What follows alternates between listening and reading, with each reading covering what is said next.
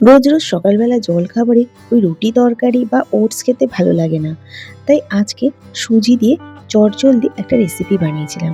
সেটাই আপনাদের সাথে শেয়ার করে নিচ্ছি। আর দুর্দান্তও হয় খেতে। তার জন্য নিয়েছি প্রথমে ২ কাপ মতো সুজি।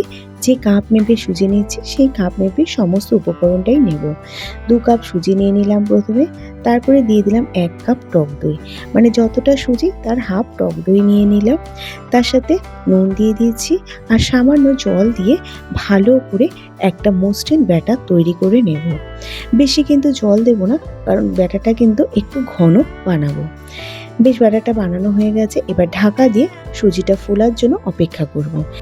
গ্যাসে কড়াইটা বসিয়ে দিয়েছি, কড়াইয়ের মধ্যে সর্ষের তেল দিয়ে দিয়েছি। তেলটা গরম করে নিয়ে তেলের মধ্যে জিরে গুঁড়ো আর লঙ্কার গুঁড়ো আর ধনে গুঁড়ো দিয়ে দিলাম।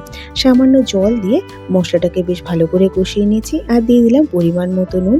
তারপরে দিয়ে দিলাম বেশ কিছুটা পরিমাণ কাঁচা লঙ্কা কুচি আর দিয়ে দিলাম বাদাম। সমস্ত কিছুকে ভালো করে কষিয়ে নেওয়ার পর দিয়ে দিলাম বেশ কিছুটা পরিমাণ আলু সেদ্ধ। আলু সেদ্ধটাকে ভালো করে নাড়াচাড়া করে বেশ একটা শুকনো শুকনো মণ্ড তৈরি করে নিচ্ছি। তারপরে দিয়ে দিলাম এর মধ্যে বেশ কিছুটা পরিমাণ ধনেপাতা। সবশেষে দিয়ে দিলাম ভাজা মশলা। জিরে আর ধনে দিয়ে শুকনো খোলায় ভেজে গুঁড়ো করে রেখেছিলাম, সেটা দিয়ে দিলাম। এবার ঠান্ডা হওয়ার জন্য রেখে দেব। অন্যদিকে ব্যাটারটাও রেডি হয়ে গেছে সুজি, তার মধ্যে দিয়ে দিলাম একটা ইনোর প্যাকেট। সামান্য জল দিয়ে ভালো করে ইনোটাকে দিয়ে ব্যাটারটাকে মাখিয়ে নিচ্ছি আবার। একটা থালা নিয়েছি, থালার মধ্যে সাদা তেল ব্রাশ করে দিলাম ভালো করে।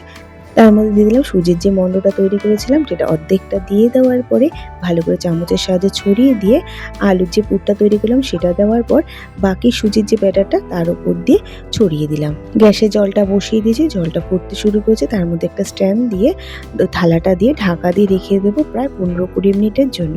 ১৫ মিনিট পর ঢাকাটা খুলে নিলাম। একটা কাঁটা চামচের সাহায্যে চেক করে নিচ্ছি, কাঁটা চামচে একদম লাগছে না, তার মানে জিনিসটা রেডি হয়ে গেছে। এবার গ্যাসের ফ্লেমটা বন্ধ করে ঠান্ডা হওয়ার জন্য অপেক্ষা করব। বেশ কিছুক্ষণ পর ঠান্ডা হয়ে গেছে, এবার ছুরির সাহায্যে আমি কেটে সার্ভ করে দিয়েছি।